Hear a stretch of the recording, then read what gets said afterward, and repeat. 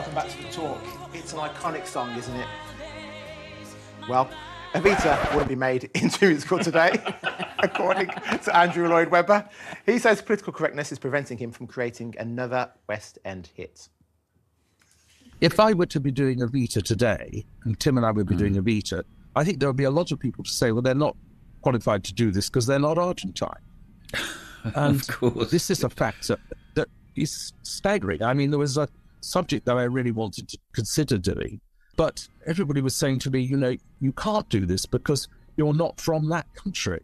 But, you know, then you're sort of thinking, well, hang on a moment. I mean, that means that really half of, well, not half, I mean, most of the shows that have been written, most of the operas that have been written, you know, wouldn't be allowed today. He went on to say there was a subject he wanted to write a musical about, but was warned off it because he's not from the right country, and instead was told to do a safe subject like Pride and Prejudice. Good grief. I think it was Martin Luther King. That's what I think. It's not. It's Sturgeon, the music. it's a Scottish tragedy.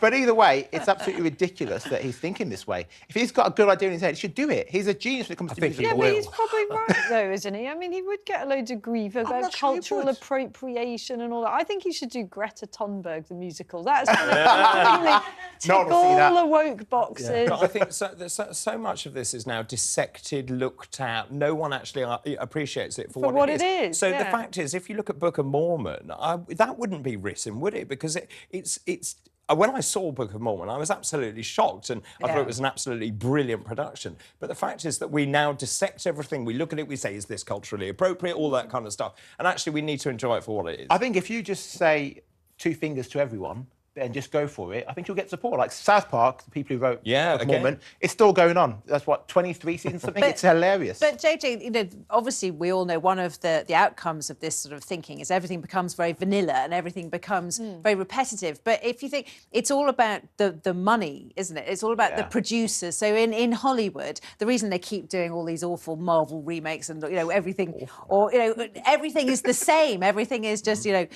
episodes 1, 2, 3 and 4, because they know that it works and they know that it's not going to be criticised, it's not going to be too controversial. But that's not for lack of writers and directors who want to make slightly edgier stuff. It's the producers who always say, no, no, no, that's, you know, that's too controversial. And the studios, that's what I hate. That's what I hate about this wokery. It's philistine. It's philistine. Here we go.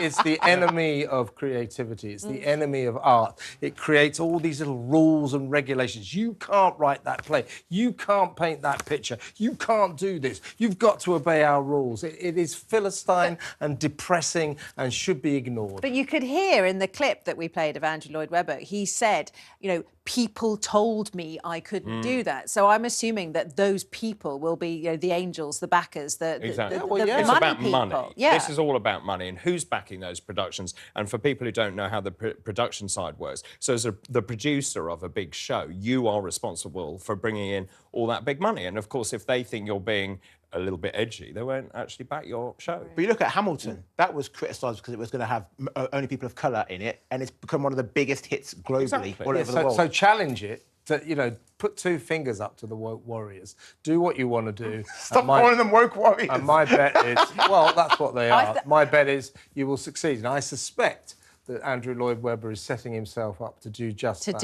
Maybe, I think Martin Luther King, I think that could be. I wondered whether it could be Mandela, the story of Mandela. You could see that being, you know, you could see a kind of Lloyd Webber, you know, his time in prison in solitary confinement and then coming out and then running, you know, or Gandhi or something. I don't know, but it's got to be something that somebody has gone, ooh, not sure that's what you should be doing. Yeah, fair.